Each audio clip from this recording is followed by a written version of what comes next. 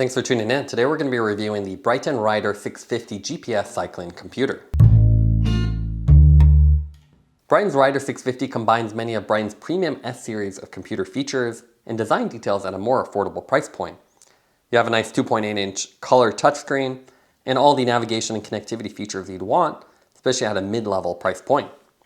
Packaging-wise, you can see really simple, nice compact cardboard box, glossy representation of the computer right on the front. And then you can also see some basic specs printed on the sides and back. I'll go ahead and open this up. We'll go over the full specs. Retail price for the device only is $169.95, so nice mid-level price point. You get a 2.8-inch color touchscreen.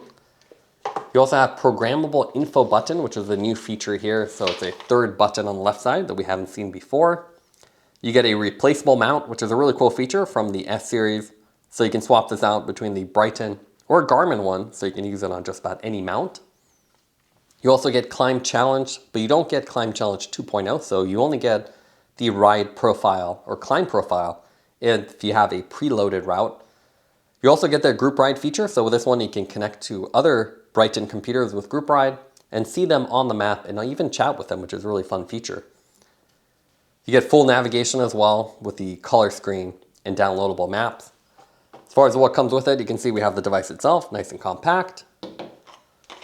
Some plastic bags with additional accessories, so you get a basic handlebar mount. Obviously you'd want an out front mount, that'd be a little cleaner than this, but basic puck design with the rubber straps. You have a safety tether, USB Type-C charging cable, and you have that additional Garmin puck.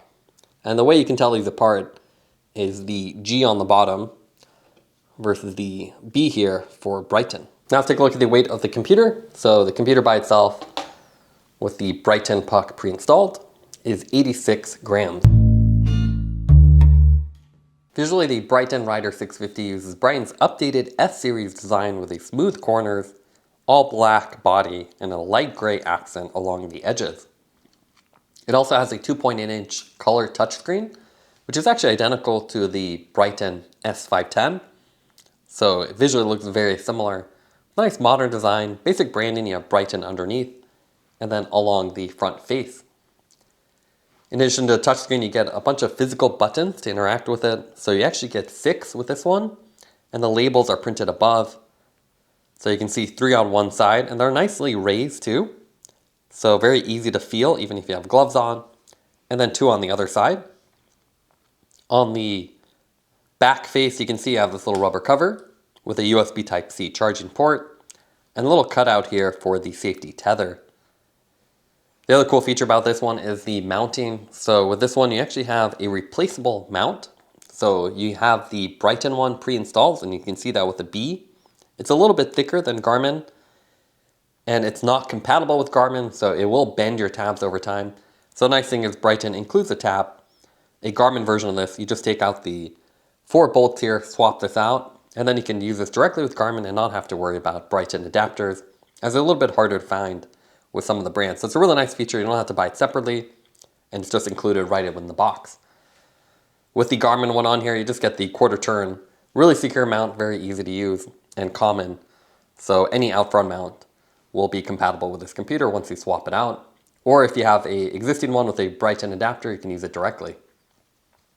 The user interface on this one's also really simple. Hold the power button, which is labeled on the top left. You get the little startup screen and sound. We have the screen brightness turned up here, so it shows up on the display a little bit better.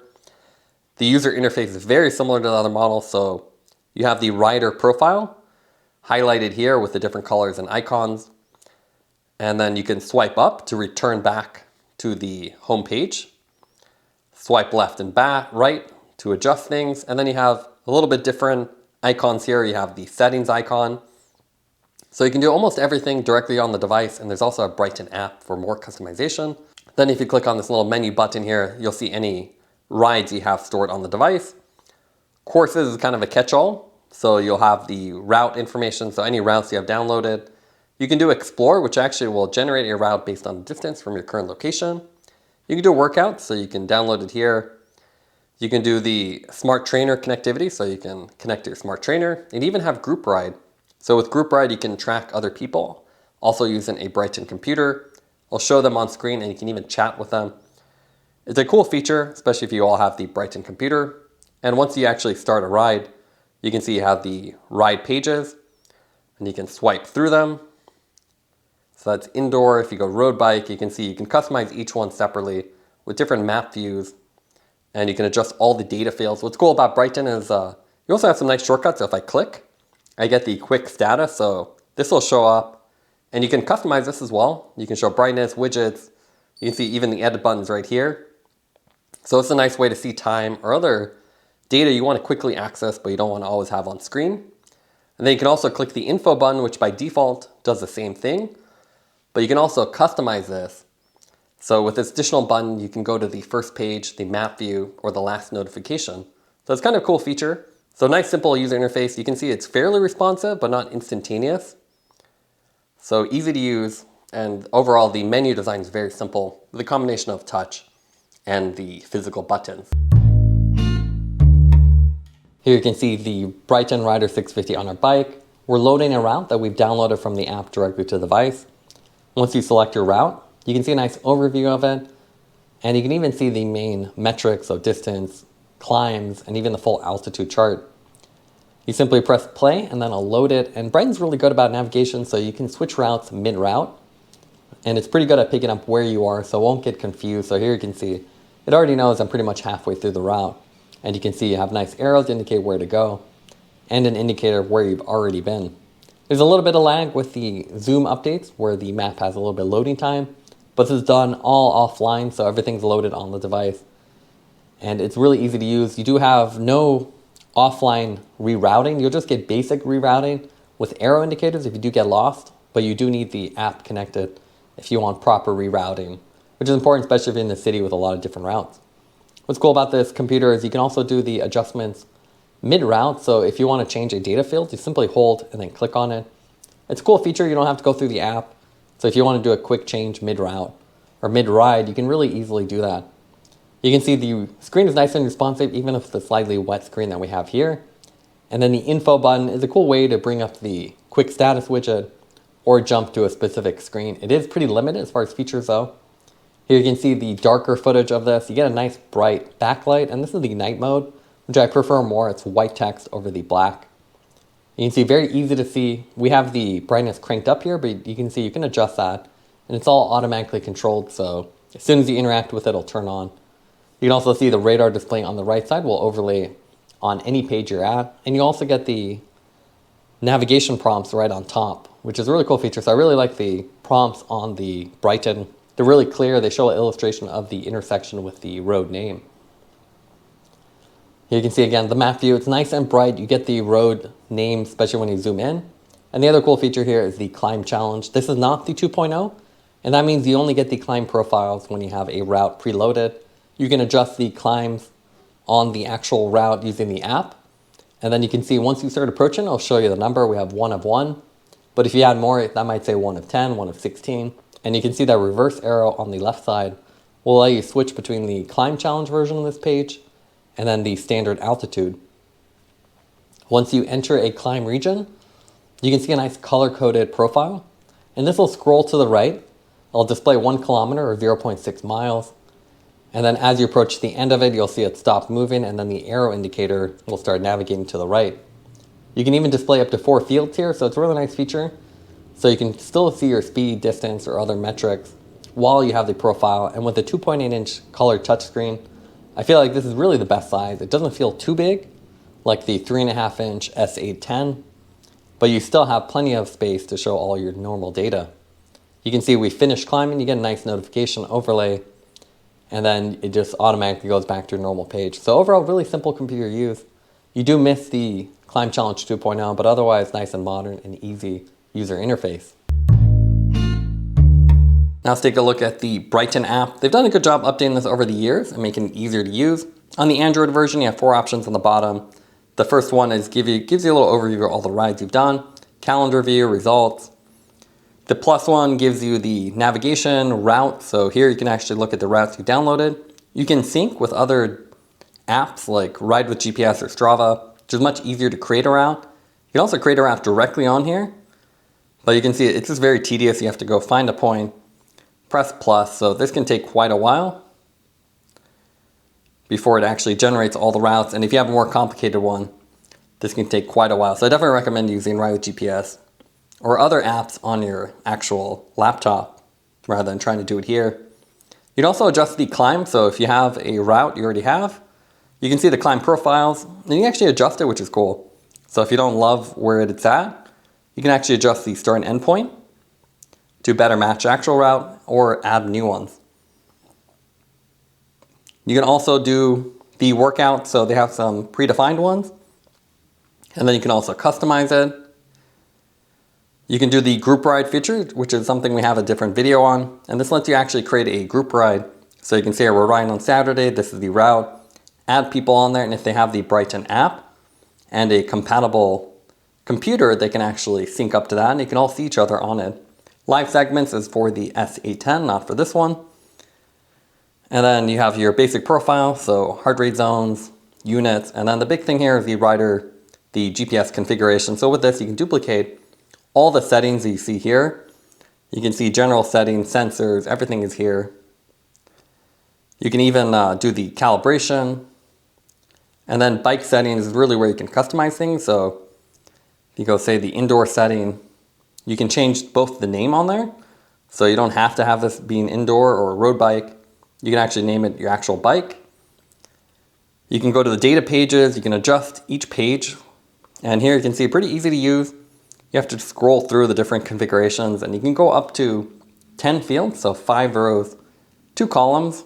And then for each one, you can adjust it to whatever setting you want. And there's a million options for power. You can see 20 different variations for cadence. You can do current, average. So really powerful, and you can even connect DI to radar, just about anything. You can customize some of the other pages, like the map views and altitude views. So you can adjust what's shown.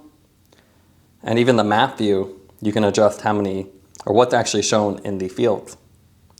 So pretty powerful and easy to use, and like I said, it's one of the better apps compared to the other smaller GPS computers on the market. They've done a nice job. You don't see untranslated pages or anything like that. Here you can see we actually have the other Bryton computers. We have the 510 and the 810, which are part of their sports series and the latest and greatest from the brand. You can really see that the Rider 650 is just a simplified version of the 510. They both have a 2.8-inch color screen, and dimensionally, you can see they're almost identical. Obviously the bodies are slightly different colors, and the big difference here is you now have the additional button with the 650, that info button shortcut, versus just the standard 4-button setup that we see with the other computers. Same brightness on the screen, the user interface is slightly changed. This one you have a navigation button, but you have the same swipe features, same graphics, and same intuitive user interface. So they're both really easy to use, and definitely one of the computers I like the most. The big difference between these is that this one gets the Climb Challenge 2.0, so when you're riding, you actually see the climb profile, even if you don't have a route loaded, while the 650 does not have that feature, so it probably has lower processor and a little bit simpler to bring the price down. The 810 is really the high-end GPS computer that Bryton offers. Much bigger screen, so 3.5-inch screen, everything's bigger. So you can see when you go to the ride screen, instead of just having these 4 rows, the font size are bigger and you can fit even more data here if you wanted to. This is the night mode, this is the day mode, so you can see white versus black. But very nice responsive screen. It's not instantaneous, so you can see there's a slight lag here, but you have the same user shortcuts, the swipe up, and you can see the processing speeds just a little bit shorter with the other models, while this one has a little bit of lag as you click through. But otherwise, you get the same features. The 810 here gets even more features like live segments, so you get a couple more options here. But it's really nice that 650 still gets group ride, all sensor connectivity, radars, everything you'd want. But you just get that more affordable price point. The big difference with these, obviously smaller screen than the 810, and you lose the climb challenge that you get with the S510. Now let's go over the pros and cons for the Bryton Rider 650. What we like about it is a modern design that's shared with the S510, so it's nice and slim and it looks really premium. It also has a replaceable mount with the Garmin adapter included right in the box, so you can use this computer with both Garmin out front mounts or Bryton specific ones. It also has a nice large and bright 2.8-inch color touchscreen, which lets you see everything you need on one page and works both in the day and night. As far as negative, it does lack the Climb Challenge 2.0, which would give you real-time climb profiles, and it's something you'll miss if you're already used to having it. Also, the info button is a nice feature, but has very limited customization options. And the lock screen, like with the other Bryton computers, is very easy to trigger. It's a single press on the power button. It would be nice if that was hidden on a different button with a longer press. Taking everything into account would give the computer a 9.1 out of 10. It's a sleek and affordable computer that combines the modern features of the S510 at a lower price point. Thanks for watching this review. Don't forget to like and subscribe. You can see more content from us on our website at thesweetcyclist.com, as well as follow us on Instagram at thesweetcyclist. This is The Sweet Cyclist reminding you to enjoy the ride.